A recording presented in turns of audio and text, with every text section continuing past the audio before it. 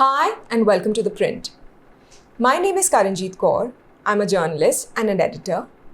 I'd like to talk to you today about the shocking videos of women devotees bathing at Kumbh Mela that have been circulating around. There's a savage irony unfolding in Uttar Pradesh right now. India's holiest gathering is a hunting ground for faceless remote predators. At the Mahakumbh Mela, underway in Prayagraj, where millions congregate to wash away their sins in the Ganga, an unholy alliance of voyeurs, traders, and technology has formed. So what's on sale? The privacy and bodily integrity of women devotees.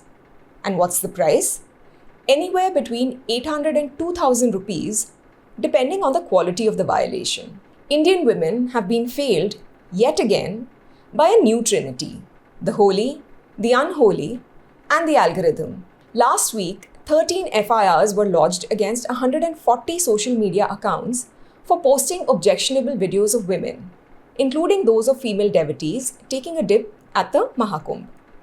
What's even more creepy is that the bathing videos came to light during an entirely separate investigation. The Ahmedabad Cybercrime Police was looking into videos sourced from a Rajkot hospital's gynecology department. The investigation revealed that the three accused, who are named Prajwal Teli, Praj Patil, and Chandraprakash Phulchand, ran at least 22 Telegram channels where they sold clips of women. All of these were recorded and traded without their consent.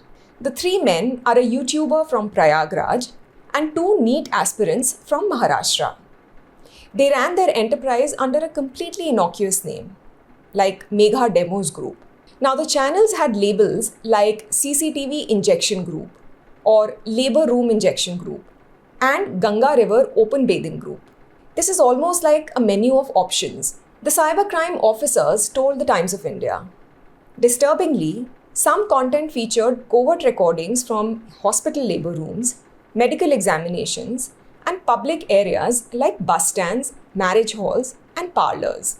This lucrative venture raked in 8 lakh rupees a year for the accused. Now, to the credit of the UP police, their social media monitoring team has moved very swiftly. They've identified 15 more accounts across Facebook, YouTube, and Instagram participating in this ecosystem of exploitation. The state government has now banned cameras at bathing ghats, deploying CRPF and state police personnel to enforce this prohibition. In 2019 too, the Allahabad High Court had banned the publishing of photos and videos of women at the Kumbh Mela, both in print and visual media.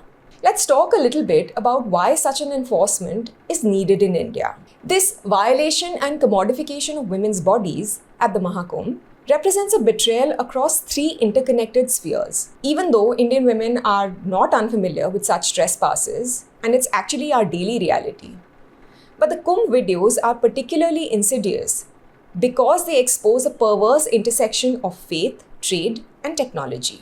First, there's the sacred, where in a space of spiritual liberation, the crowd provides both cover and target for predators. Contrast this with the elaborate system in place at Indian temples or other places of worship that prevent photography to protect idols and deities.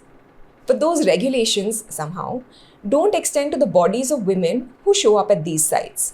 Then comes the betrayal by the profane. Here's a carefully constructed marketplace where every assault is catalogued, priced, and traded. What's most chilling about the Kumbh videos is the clinical efficiency of their distribution. The Megha Demos Group operated with the precision of a tech startup, complete with a freemium business model. And then, finally, there is the betrayal by technology, where algorithms ensure that these offenses achieve digital immortality. These videos will forever circulate in the dark corners of the internet. The perpetrators weren't operating from some shadowy underground cave. They used mainstream platforms like Telegram, Instagram, and Facebook. But perhaps the deepest cut comes from how unremarkable all of this seems. It's just another day in a society where consent remains an alien concept and women's bodies are meant for public consumption and dissemination. Forget voyeurism.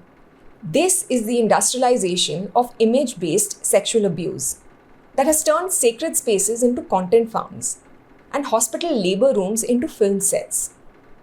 This is the emergence of a new economic model where violation is normalized and monetized.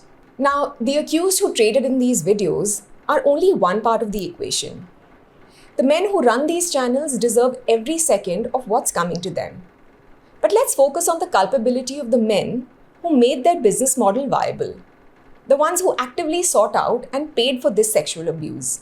In an era where consensual sexual content is freely available, these men chose to pay for videos of women at their most vulnerable.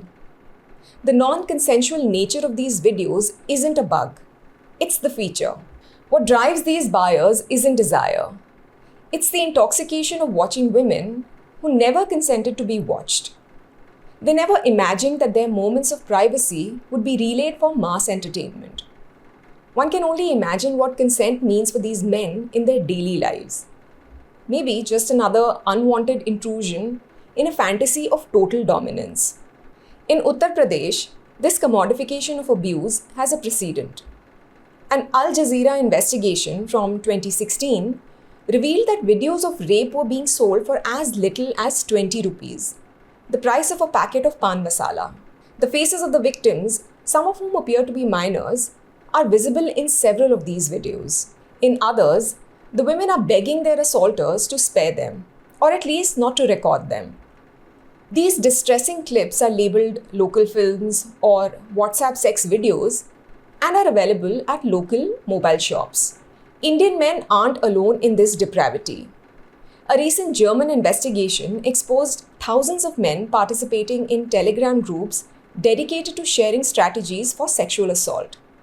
Close to 70,000 members exchanged explicit instructions on drugging and attacking women they ostensibly care for: their wives, their partners, their sisters, and their mothers. The suffering of these women is the spectacle. The Kumbh videos are a perfect and a very dangerous dovetailing of ancient patriarchal traditions and ultra-modern technology. They've created an ecosystem that continues to find newer ways to further women's exploitation. And that's a universal language understood across all barriers. Indian men need to reckon with their fundamental inability to understand consent, or even recognize women as human beings, whichever comes first.